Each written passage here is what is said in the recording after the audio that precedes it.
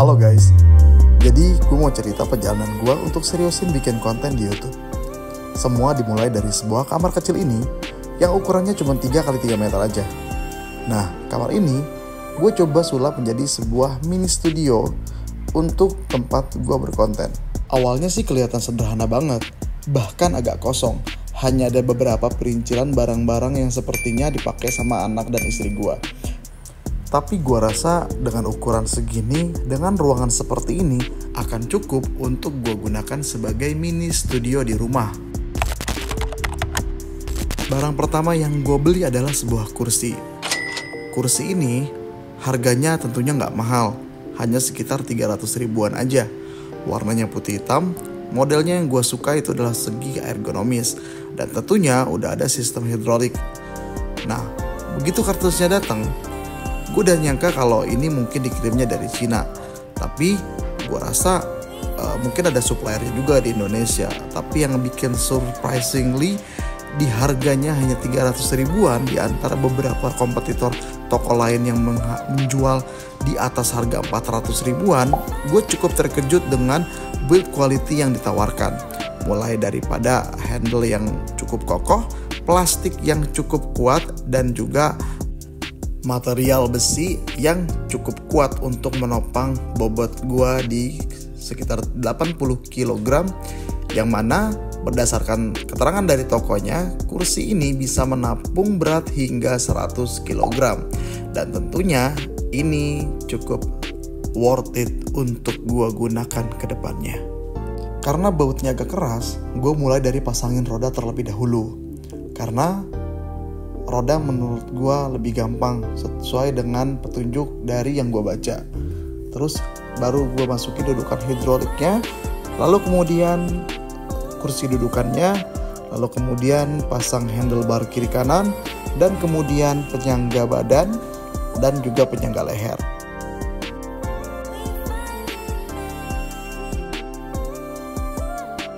Nah, ini dia penampakannya. Kursi seharga 300 ribuan, yang mana kursi ini gue juga nggak tahu mereknya apa, tapi yang jelas menurut gue ini cukup worth it dengan harga segitu, dan tentunya akan gue sisipkan link pembeliannya di deskripsi konten ini.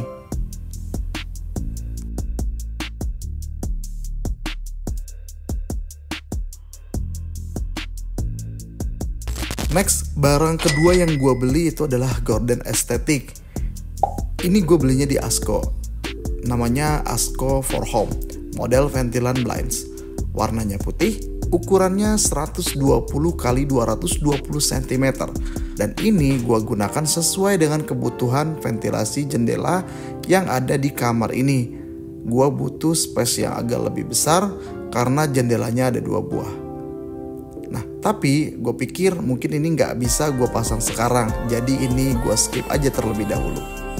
Terus gue juga beli sebuah perincilan kecil seperti pegboard.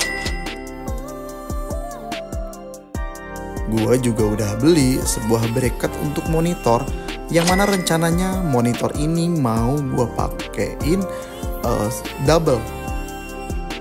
Kemudian barang ketiga yang gue beli adalah meja komputer. Modelnya adalah MK22.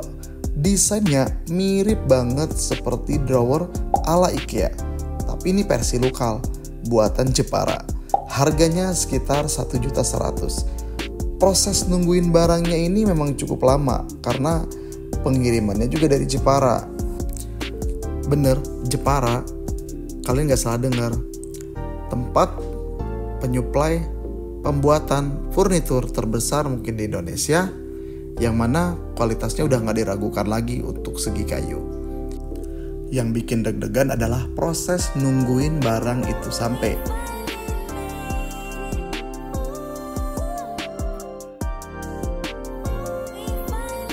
Kalau nggak rusak ya paling cacat, kalau nggak cacat ya paling ada beberapa minus-minus yang mungkin entah buru-buru dibuat atau mungkin kebanyakan hingga stoknya melimpah di gudang mereka, dan kemudian dikirimnya itu mereka random, jadi nggak disortir dulu. Alhasil barang yang dikirim nggak sesuai ekspektasi si pembeli. Tapi setelah gue unboxing di beberapa kardus, packingannya luar biasa tebal, ditambah dengan packing kayu yang rapih kokoh, ini semakin gue amazed kepada si sellernya.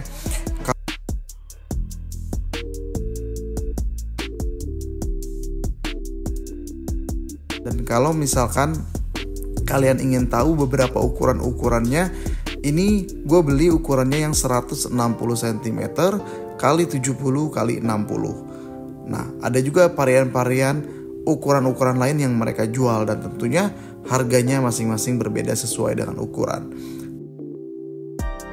Dengan ukuran segini, harganya cuma 1 jutaan. Kebayang kalau kalian beli ya mungkin merek IKEA atau Informa yang bisa lebih mahal daripada buatan UMKM. Tapi yang jelas ya semoga aja pembelian ini bisa membantu UMKM tentunya yang di daerah-daerah dengan produk yang tentunya nggak mengecewakan dan bisa dipertanggungjawabkan.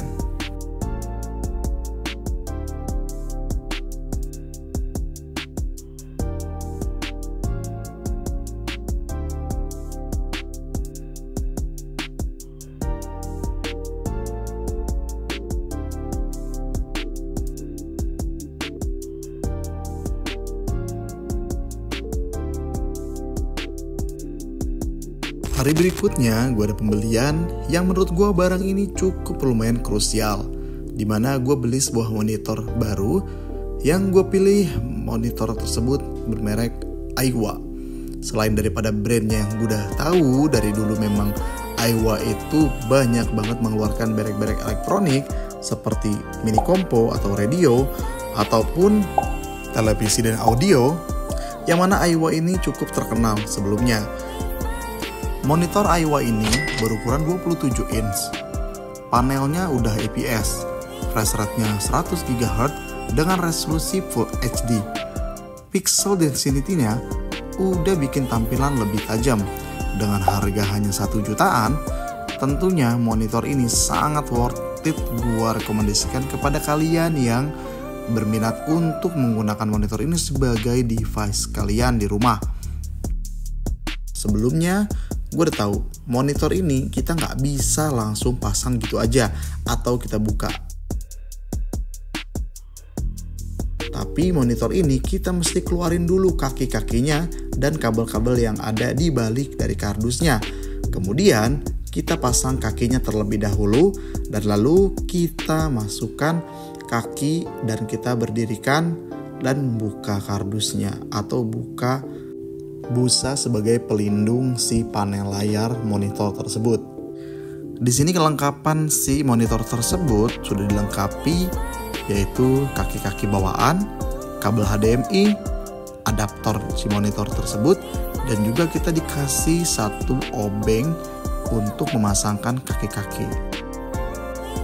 Dan inilah tampilan si monitor Aiwa 27 inch yang sudah gua setup dengan MacBook Pro M1 yang gua pakai sebagai device untuk editing dan juga pekerjaan. Tentunya ini cukup worth it, melihat ada beberapa fungsi-fungsi yang juga bisa gua manfaatkan. Terutama di sini kita bisa merubah colornya sesuai dengan sensitivitas dan kenyamanan mata kalian saat menggunakan monitor tersebut.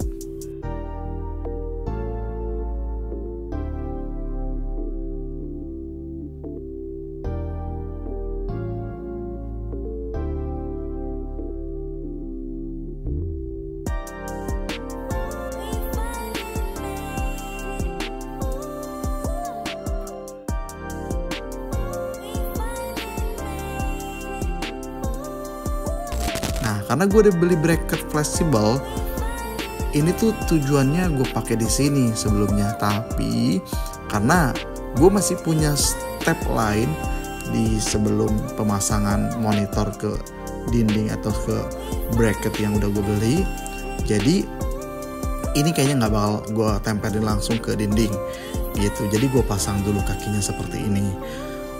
Mungkin sampai sini aja untuk video kali ini, dan semoga kalian suka dengan video ini. Tapi ini bukan perjalanan akhir dari setup mini studio yang gue impikan. Ini belum selesai. Masih banyak banget yang mau gue tambahin, perincilan-perincilan dari hal-hal yang memang mau gue bangun di tempat atau di kamar kecil 3x3 ini.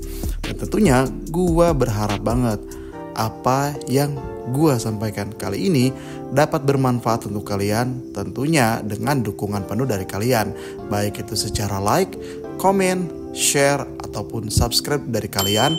Itu akan sangat berguna sekali untuk gue ke depannya. Semoga apa yang gue sampaikan dapat membantu kalian ke depannya dan tentunya dapat bermanfaat untuk orang banyak. Oke, gue Dodi, terima kasih, sampai jumpa.